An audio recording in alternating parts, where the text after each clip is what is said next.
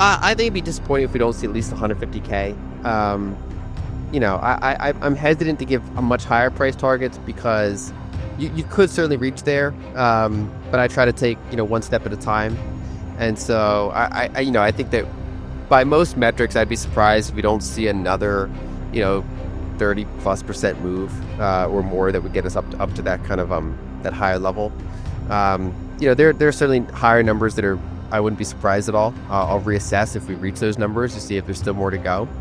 But basically, I think we're in a longer cycle, maybe less extreme, but still, summers and winters, still bull markets and bear markets, and I tie them less to the 4-year halving cycle and more toward pockets of euphoria, pockets of depression, as well as the supply-demand cycle. So what kind of higher prices unlock older coins, and what kind of consolidations stop those older coins from getting to the market. I'd say most metrics suggest higher from here, at least moderately. Lyn Alden opens with a core thesis. The structure of Bitcoin cycles is evolving. While the 4-year halving cycle still holds some psychological and mechanical relevance, it's no longer the dominant force driving market behavior. Instead, Lyn believes that global liquidity cycles, historically about 3 years in length, are now the primary drivers of Bitcoin's bull and bear markets. Please take a little time to like this video, subscribe to the channel, and turn on post notifications for more videos like this. You can also check out our other videos on cryptocurrencies and the overall digital asset space and drop your comments and observations in the comments section below. Everything you do helps with the YouTube algorithm and immensely contributes to the channel's growth. Thanks and enjoy the video. So my base case is that the cycle's still in place, but that the cycles are changing over time. Even before this cycle, I published research kind of arguing that Bitcoin has correlated more closely with liquidity than anything else.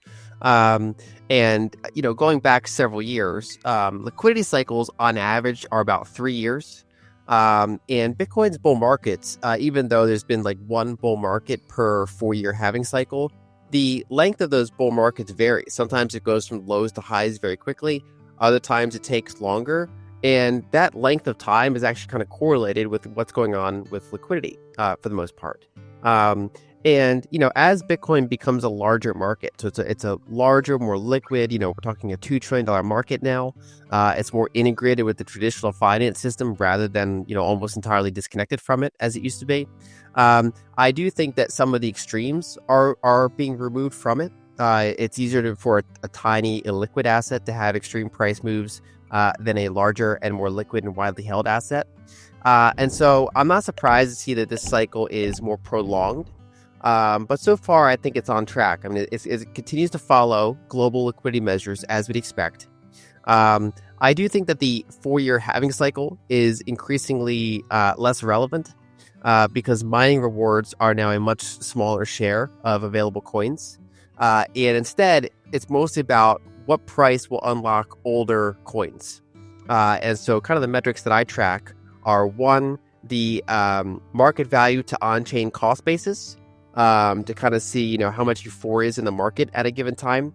And then I also track like the HODL waves. So generally speaking, when you have bull markets, the percentage of coins that haven't moved in more than a year or two starts to fall because some of those older coin holders that are deeply in the money now, they tend to start trimming into that strength. And we've been seeing it this cycle, just like past cycles. So I think the cycles, those cycles continue to matter, even as maybe the halving cycle matters a lot less than it used to. So my personal opinion is we've not peaked yet. And going back to the prior kind of metric that I mentioned, market value compared to on-chain cost basis, the reason that's useful is you can picture, say, a house, like a street with like 50 houses on it.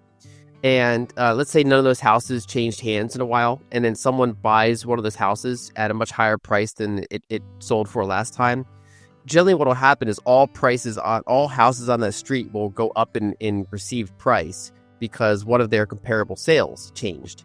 And yet, a very small percentage of the houses changed hands at that new price.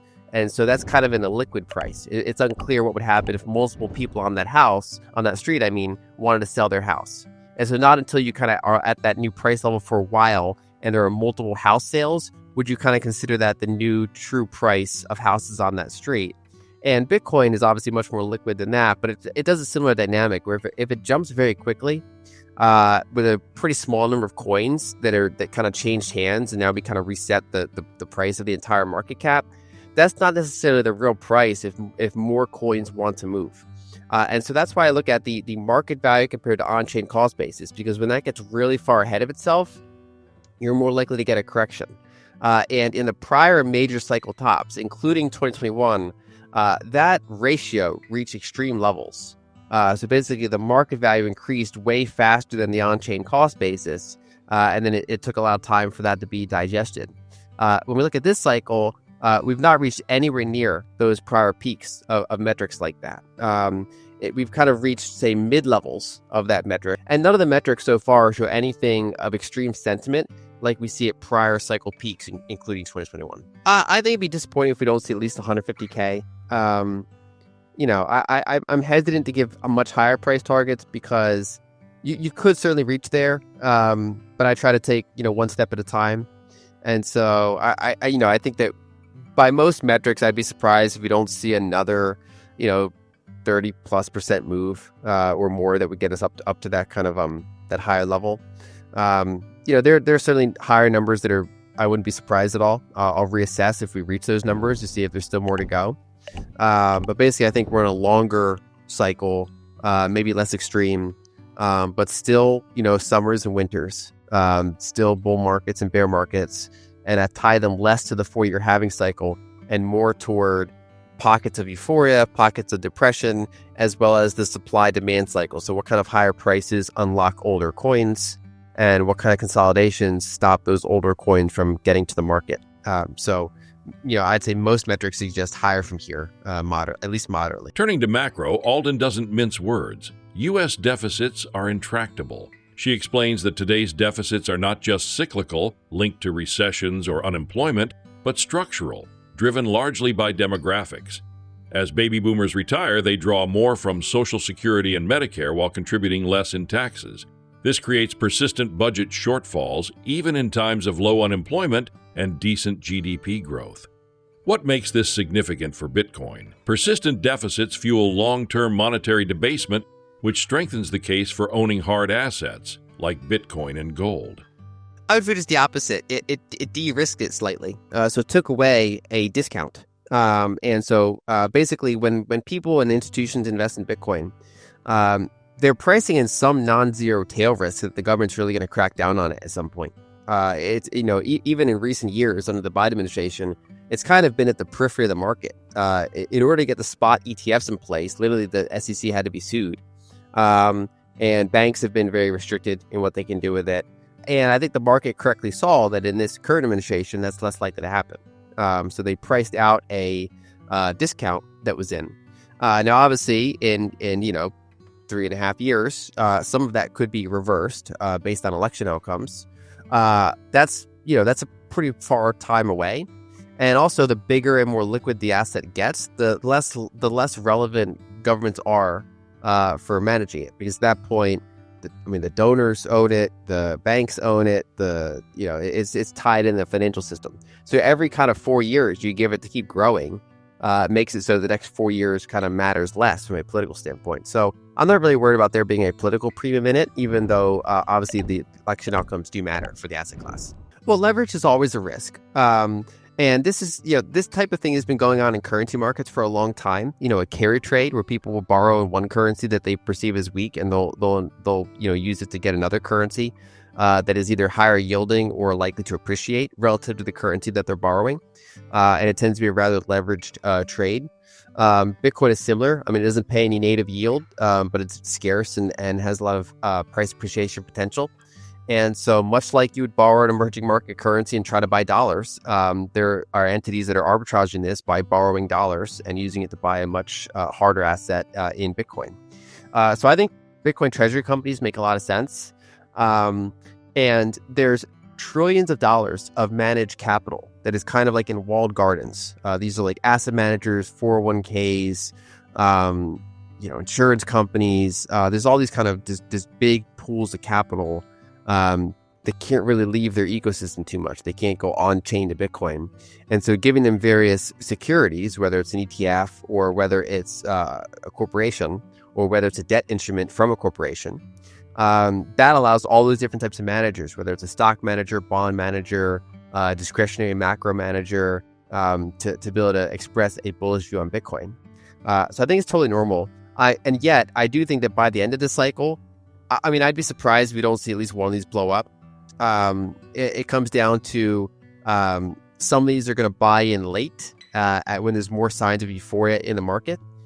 Some of them might not term out their debt appropriately. So we saw before MicroStrategy got through the prior bear market because they appropriately termed out their debt, and they continue to term out their debt. There could be newer entrants that don't manage this as well. They get overeager. They're less savvy the way they construct things. That's certainly possible. So I do think that like any decent trend, it'll be taken to excess. Usually trends don't just kind of stop midway. They make sense initially and then they get taken to excess or kind of too much happens too quickly. So I do fully expect that, you know, when we're kind of looking back and saying, why is there a bear market? Why did this cycle end? It will probably be tied to these treasury companies in some way, which is not to say that the treasury companies shouldn't be doing what they're doing. It's just that there's going to be some later or less savvy entities that do it improperly, and the leverage comes back to hit them. U.S. fiscal deficits are pretty intractable. And so regardless of election outcomes, because I was saying this before and after the election, there's very few ways to meaningfully reduce the deficit in any sort of investable time horizon, so call it 5 to 10 years. And therefore, I had the view that this is going to be very persistent, and therefore the market impacts from those deficits are likely to continue. So the main metrics I look at, one of them is demographics. So as the baby boomers started entering retirement years in the late 2010s at scale, there started to be a drawdown of Social Security, for example. And we started to see a disconnect where normally fiscal deficits are higher during periods of high unemployment, and they're lower during periods of low unemployment. And we got a disconnect from that. So we started to see large deficits even during periods of low unemployment. And so they're disconnected from the economic cycle because they're more tied to demographics, more seniors collecting Social Security and Medicare and paying less into the system. And so that's a fundamental change. Alden also draws comparisons between Bitcoin and currency carry trades. In traditional FX markets, investors borrow weaker currencies to buy stronger ones. Bitcoin, she argues, is increasingly seen as a hard money destination in a similar framework. Institutions may not be able to custody BTC directly, but they can gain exposure via ETFs, corporate bonds, or structured products. This makes it easier for capital in traditional asset classes, insurance, pensions, sovereign wealth, to participate indirectly in Bitcoin's price appreciation. Please like and subscribe.